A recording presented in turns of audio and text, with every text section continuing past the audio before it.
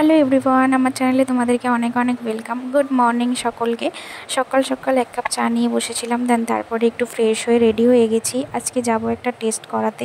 Doctor একটা test দিয়েছিল, যেটা করানো হয়নি, সেটাই করাতে যাচ্ছি। আমার তো আর হাতে গোনা কয়েকদিন আছে, এখন কখন কি হয় বলা মুশকিল। তো নিজেদেরকে প্রিপেয়ার করছি মেন্টালি, ফিজিক্যালি এবং সব রকমভাবে। তো টেস্টগুলো করাতে যাব। বাবু এখানে খাচ্ছিল, খেয়ে দিয়ে বেরিয়ে গেছি আমরা টেস্ট করানোর জন্য। আর বাইরে না প্রচণ্ড রোদ, আজকে এত বেশি রোদ যে ঘেমে চুরে একাকার হয়ে গেছি।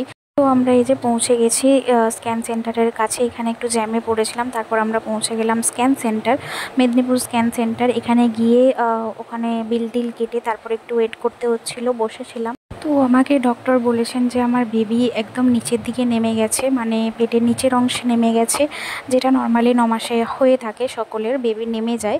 তো আমারও সেইভাবেই বেবি একদম নিচের দিকে নেমে গেছে এবং খুব আর্লি নেমে গেছে। তাই জন্য আমাকে ডক্টর হসপিটালের ব্যাগ রেডি করেই রাখতে বলেছে, যে যখন মানে এমার্জেন্সিতে ভর্তি করতে হতে পারে। সেই কারণেই আমি আজকে যেহেতু বেরিয়েছিলাম, তাই একটু বেবি হাগে ঢুকেছিলাম জিনিসপত্র দেখতে, যে কি কি নেওয়া যেতে পারে। সেরকম কিছু কিনিনি, বাট যাই হোক দেখে এসেছি, একটা আইডিয়া নিয়ে এসেছি।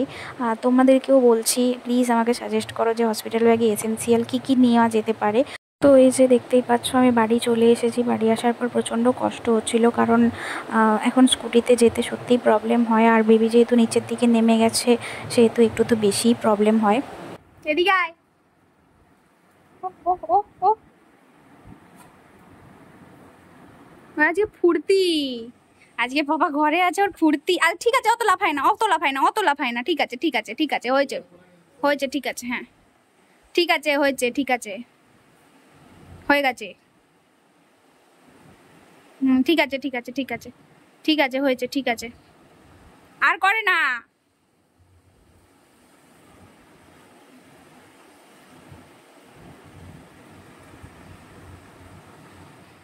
এখানে আমার বাচ্চাটার একটু কৌতূহল হচ্ছিল যে মা কেন এখনও জামা কাপড় ছাড়ছে না।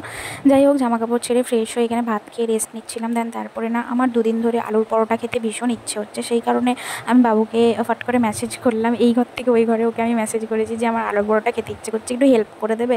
তো ও বললো যে হেল্প করে দেবো। তো যাই হোক, আমি এখানে ঘেমে চুরে একাকার হয়ে গেছি এই আলুর পরোটার চাটনি বানাতে গিয়ে, কারণ এখন আমি একদমই দাঁড়িয়ে দাঁড়িয়ে কাজ করতে পারি না, আর ভীষণ কষ্ট হয় সেই কারণে। তো আমার হাল একদম খারাপ। তো যাই হোক, খেতে যখন ইচ্ছে করেছে তখন একটু তো কষ্ট করতেই হবে। তো যাই হোক, চলো আজকের মতন এখানেই বাই বাই। ভালো থেকো, সুস্থ থেকো। চ্যানেলটা লাইক অ্যান্ড সাবস্ক্রাইব করতে একদম ভুলো না। আজকের মতো এখানেই বাই বাই।